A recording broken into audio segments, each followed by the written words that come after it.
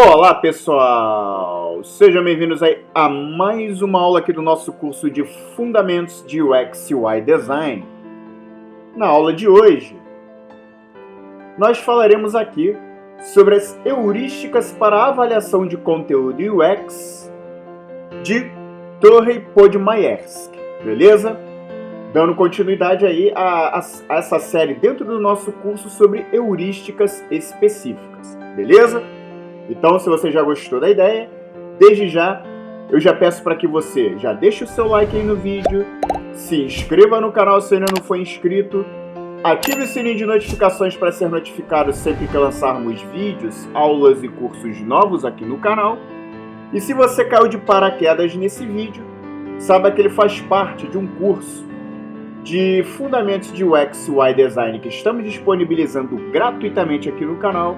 Eu vou deixar essa playlist no canto superior direito aqui da sua tela para que você tenha acesso a todas as aulas desse curso dentro de uma sequência lógica, beleza? Então, sigamos em frente. Bom, a experiência do usuário, ou UX, User Experience, é tradicionalmente associada a elementos visuais, interações e arquitetura da informação. No entanto, à medida que os produtos digitais se tornam mais complexos, o conteúdo textual ele assume um papel central na mediação entre o sistema e o usuário. Botões, mensagens de erro, formulários, instruções e microtextos não apenas informam, mas guiam decisões, reduzem fricções e constroem confiança. Nesse contexto, surge a necessidade de avaliar a qualidade do conteúdo sob critérios objetivos e sistemáticos.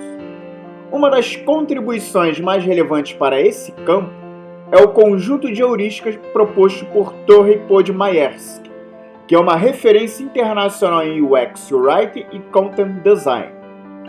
Suas heurísticas oferecem um modelo prático para analisar se o conteúdo de uma interface é compreensível, é útil, é consistente, respeita a cognição humana e contribui para a experiência como um todo. Então essa aula apresenta uma análise aprofundada dessas heurísticas, seus fundamentos teóricos, aplicações práticas e impactos no design de interfaces digitais. Bom, o papel do conteúdo na experiência do usuário, né? O conteúdo como uma interface invisível. Se o layout é o corpo da interface, o conteúdo é sua voz. Todo sistema conversa com o usuário por meio de palavras, sejam eles rótulos de botões, mensagens de erro, instruções, confirmações, avisos de segurança, dentre outros. Quando o conteúdo falha, o usuário sente que o sistema é confuso, hostil ou pouco confiável. Mesmo uma interface visualmente bonita pode ser considerada ruim se sua comunicação ela for pobre. E aí nós temos o papel da UX Writing e do Content Design. O UX Writing ele vai além da redação tradicional. Ele se apoia em psicologia cognitiva, linguística, arquitetura da informação e design de interação.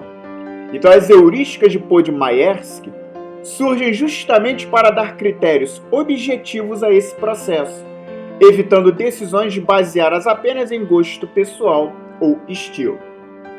Bom, e aí o que são as heurísticas de conteúdo UX, né? Propostas aí pelo Podmayersky. As heurísticas elas são princípios gerais que orientam a avaliação de sistemas.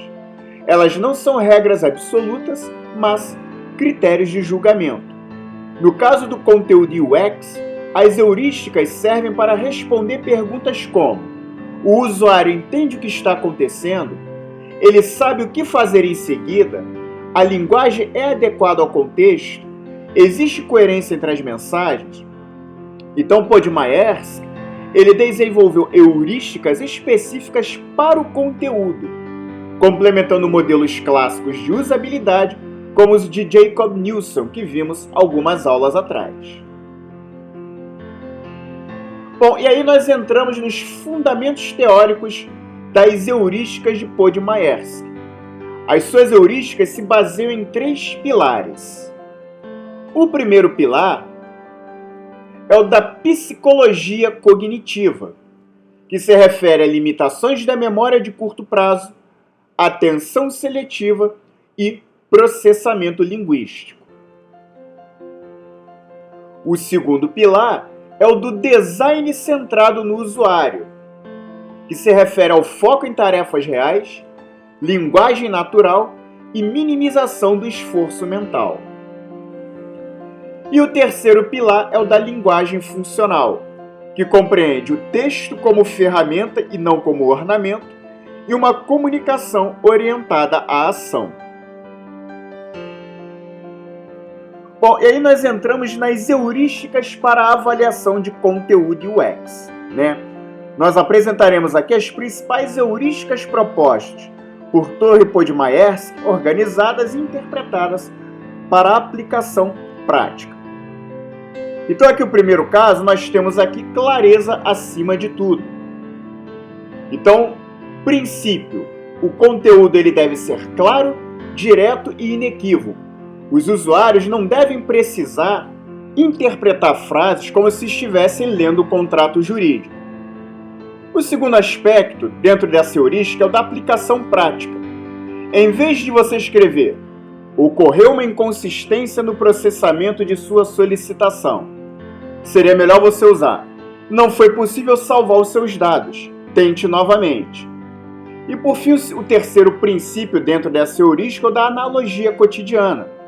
É como você pedir uma informação na rua, na rua, né? Ninguém diz, houve uma incongruência espacial, mas sim, é lá na próxima esquina, beleza? Então você sempre deve utilizar uma analogia cotidiana. O segundo princípio, a segunda heurística, é o foco na ação do usuário, que tem como princípio o fato do conteúdo dever orientar o usuário sobre o que aconteceu, o que ele pode fazer e o que acontecerá depois. E o segundo princípio é o da aplicação prática. Botões como enviar, né? Não seria adequado você utilizar dessa forma, mas, por exemplo, enviar formulário. No que se refere a mensagens, por exemplo, você colocar uma mensagem erro no sistema, não seria adequado. O mais adequado seria você colocar preencha o campo CPF para continuar, beleza? Então sempre aplicações assim que tenham a ver com a linguagem aí cotidiana do usuário, ok?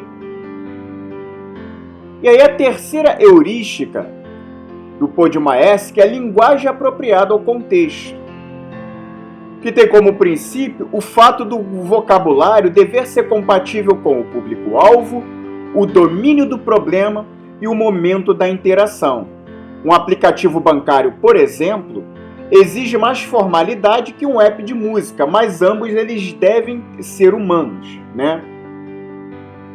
E aí um princípio comum, né, uma característica inerente a essa heurística é o do risco comum, que é o uso excessivo de jargões técnicos como API, autenticação AUT, timeout de sessão.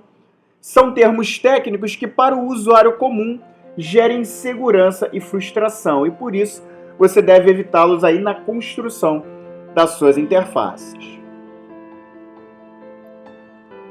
Bom, a quarta heurística do Podmayersky é o da consistência terminológica, que tem como princípio o fato de o mesmo conceito dever usar sempre a mesma palavra.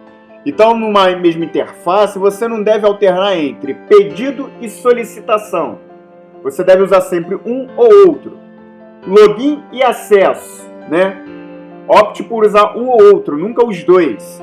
E carrinho e sacola, né? Mesma coisa também. Você deve optar por usar o mesmo termo aí em toda a interface, não ficar alternando entre ambos, né? Porque isso gera confusão. E aí, dentro dessa heurística, nós temos um benefício cognitivo, que é o fato dele reduzir a carga mental e evitar a confusão semântica. A quinta heurística de Podmayersky é o da economia de palavras, que tem como princípio menos texto, mais significado. Então não se trata de escrever pouco, mas de escrever apenas o necessário. Então, como exemplo, Se a gente coloca, por gentileza, informe o endereço eletrônico de correio digital utilizado para a autenticação. Quer dizer, não é adequado você utilizar dessa forma. Basta você colocar, digite seu e-mail, que aí o usuário ele vai entender, vai ter um entendimento melhor do que é para fazer. Beleza? Então, menos texto, mais significado. Bom, a sexta heurística é o da previsibilidade e feedback, que tem como princípio o fato de que o conteúdo ele deve informar o que está acontecendo, se deu certo ou errado e quais são os próximos passos. Então, como exemplo, após o usuário salvar um formulário, você emitir a mensagem, dados salvos com sucesso, né? Então, não deixe o usuário no silêncio, né? Sempre responda, dê feedback a cada ação que o usuário efetive na interface. E aí nós temos a sétima heurística, que é o ajudar sem parecer culpa, que tem como princípio estabelecer que as mensagens de erro elas devem explicar o problema, indicar a solução e não culpar o usuário. Então, por exemplo, se o usuário digitou um valor de CPF inválido, a resposta, a mensagem de erro, ela deve dizer algo mais ou menos assim, olha, o CPF, ele precisa ter 11 números, parece que está faltando um número, né? Então, sempre uma mensagem de erro que explique o problema e ajude a solução para o usuário, não culpe o usuário pela falha, ok? E por fim, a oitava heurística é o do conteúdo como parte do sistema e não decoração, que tem como princípio a ideia de que o texto ele não é um enfeite, mas ele é funcional, ou seja, ele exerce uma função dentro da interface. Então, o microtexto mal escrito ele pode quebrar toda a experiência do usuário, beleza? Então, tenha isso em mente. E aí nós chegamos aqui ao assunto das heurísticas aplicadas a diferentes tipos de conteúdo. Então, por exemplo, em relação aos formulários, eles devem ter rótulos claros, instruções objetivas, erros explicativos e exemplos visuais. No que concerne a botões e CTAs, eles devem ter verbos no imperativo e especificidade, como por exemplo, comprar agora em vez de ok, beleza? Então isso deve ser caracterizar os microtextos de botões e CTAs. No caso das mensagens de erro, elas devem mostrar o que aconteceu, por que aconteceu e o que o usuário ele deve fazer agora. Em relação a onboardings, eles devem ter linguagem simples, passos progressivos e evitar excesso de texto, beleza? Então, essas são algumas aplicações práticas aí das heurísticas de UX de Podmaersk. E aí entramos no assunto integração com heurísticas clássicas de usabilidade. As heurísticas de Podmaersk, elas complementam princípios como visibilidade do status do sistema, prevenção de erros e reconhecimento em vez de memorização. Enquanto Nielsen ele focava na interação, o Podmaersk ele foca na linguagem da interação. Beleza? Então essas são algumas diferenças aí entre os dois, mas que se complementam. Benefícios práticos da aplicação das heurísticas. Então, para os usuários, elas geram menos frustração, mais confiança, menos erro e aprendizado rápido. Para as empresas, elas geram redução de chamados de suporte, aumento de conversão, melhora na retenção e fortalecimento da marca. E para as equipes de design, elas geram critérios objetivos, decisões baseadas em evidência e padronização de linguagem. processo de avaliação com as heurísticas, né? Como é que a gente deve avaliar aí a interface de acordo com essas heurísticas? Então, algumas etapas sugeridas são selecionar telas ou fluxos, ler todo o conteúdo como se fosse o usuário, verificar cada heurística, se está claro, se é consistente, se ajuda na ação. Em seguida, registrar os problemas, propor melhorias e validar com testes, beleza? Então, essas são algumas etapas aí no processo de avaliação de interfaces, utilizando aí as heurísticas de UX do Podmayersky. Limitações e cuidados. As heurísticas, elas não substituem testes com usuários. Cultura e idioma, elas influenciam na interpretação.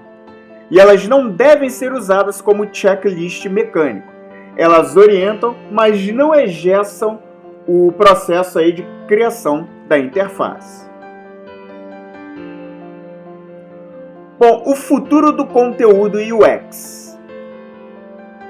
Com a ascensão de chatbots, assistentes de voz, interfaces conversacionais e da inteligência artificial, o conteúdo ele passa a ser a própria interface. Então as heurísticas de Podmayersky, elas tornam-se ainda mais relevantes, pois a experiência ela é mediada quase exclusivamente pela linguagem, beleza? E aí, à guisa de conclusão, as heurísticas para avaliação de conteúdo UX propostas pelo autor Podmayersky, elas representam um avanço fundamental na maturidade do design centrado no usuário. Elas demonstram que o conteúdo não é um complemento visual, mas um componente estrutural da experiência. Ao aplicar essas heurísticas, designers deixam de escrever apenas textos bonitos e passam a construir comunicação funcional, alinhada às capacidades cognitivas humanas e aos objetivos do usuário.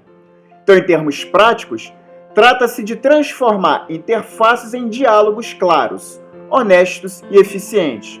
Assim como um bom atendente de loja explica sem confundir, um bom conteúdo UX guia sem cansar, informa sem assustar e resolve sem culpar. E aqui, pessoal, disponibilizo para vocês algumas referências bibliográficas utilizadas na elaboração dessa aula e encerramos aqui mais um conteúdo aqui para esse nosso curso, beleza?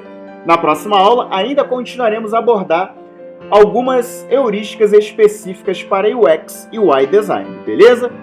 Então, desde já eu já peço mais uma vez para que você se inscreva no canal, ative o sininho de notificações, indique essa playlist em suas redes sociais, né? Compartilhe ela em suas redes sociais, em seus grupos de WhatsApp, indique para um amigo seu que queira enveredar por essa área, iniciar nessa área de UX e UI Design, indique esse curso para ele, porque assim você ajuda a disseminar esse conteúdo para o maior número de pessoas possível e você também nos estimula a produzirmos cada vez mais conteúdo de valor aqui para o canal, ok?